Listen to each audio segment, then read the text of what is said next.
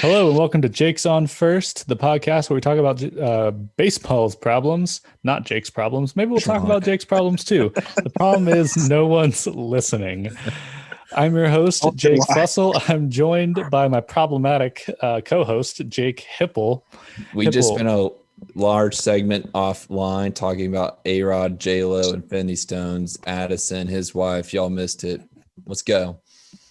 Maybe we'll release the audio at some point. Connect the dots on your own. We're also joined once again by Coelho. Coelho, how are you feeling? I'm good. Honestly, I'm still confused from Hipple.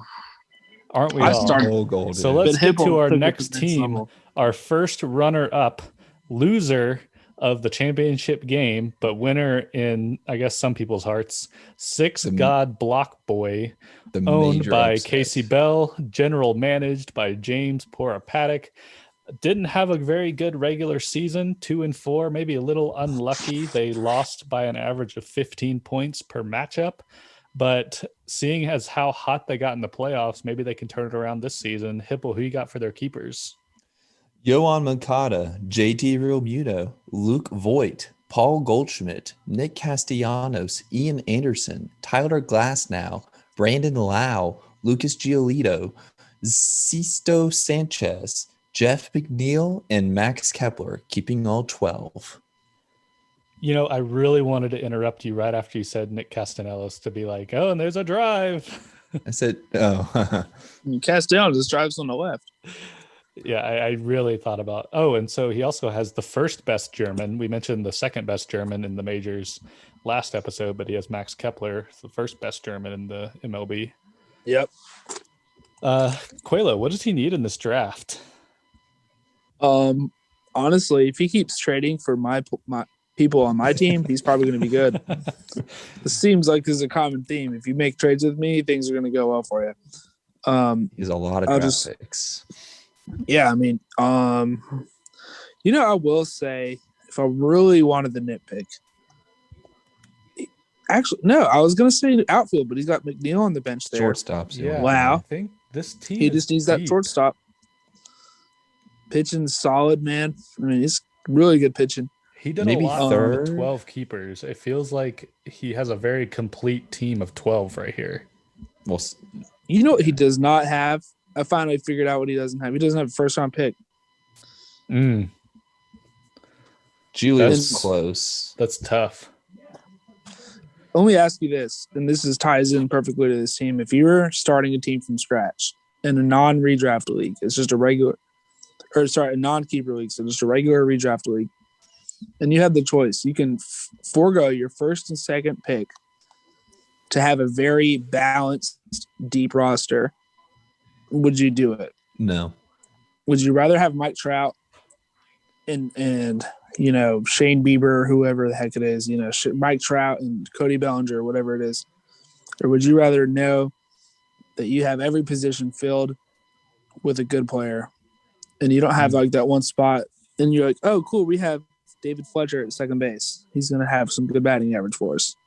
Honestly, I would take the complete roster versus like one or two stars.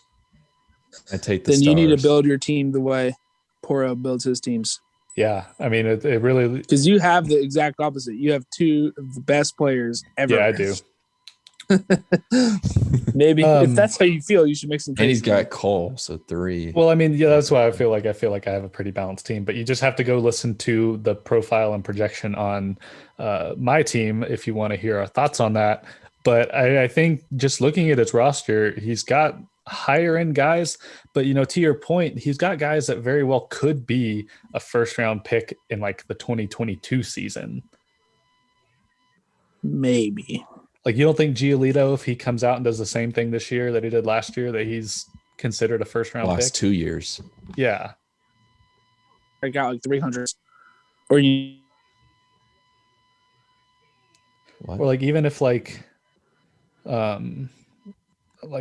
maybe not first round, but I think McNeil improves his value this year. Glass now he could be a first round caliber pitcher. Very true. Here's why I like this team.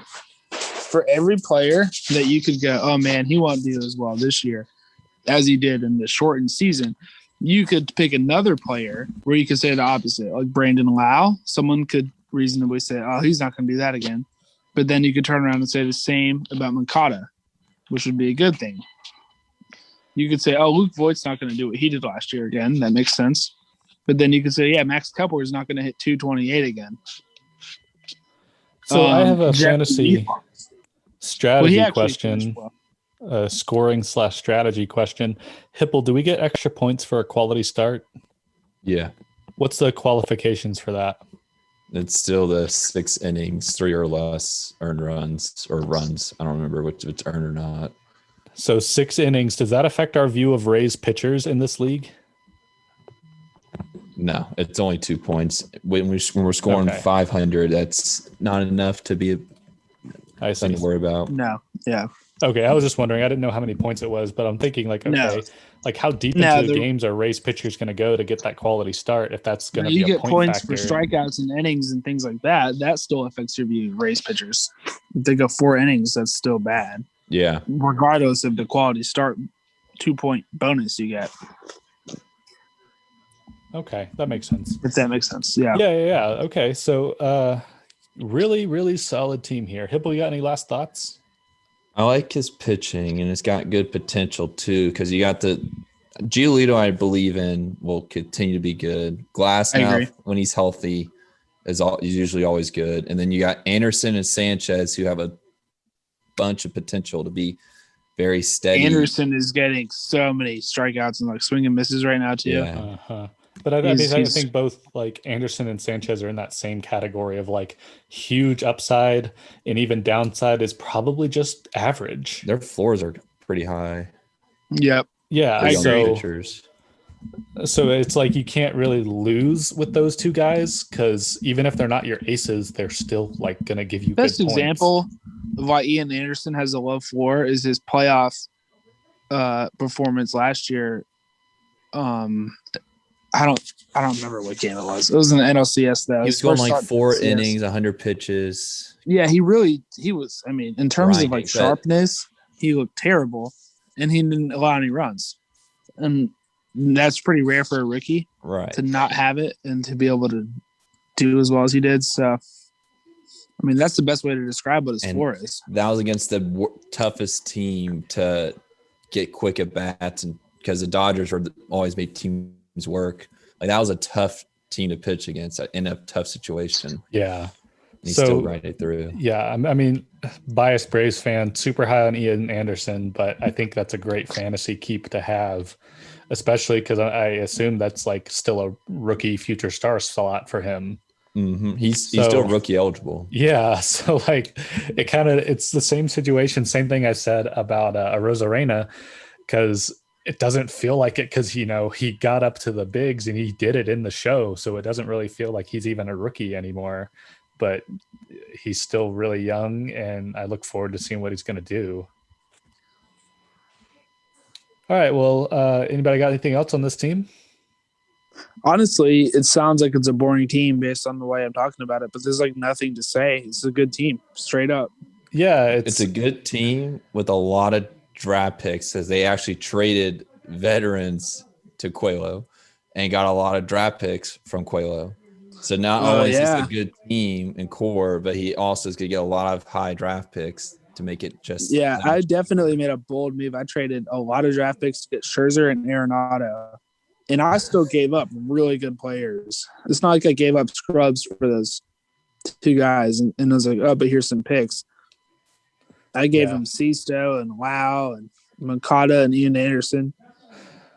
That's a lot. So I think like he made a lot of moves that have really put him in a position where also, he should be competing for the championship this year.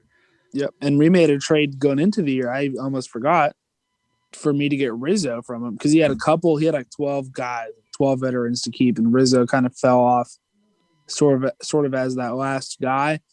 And I didn't really feel very comfortable with Luke Voigt being my first baseman over like an established guy like Rizzo.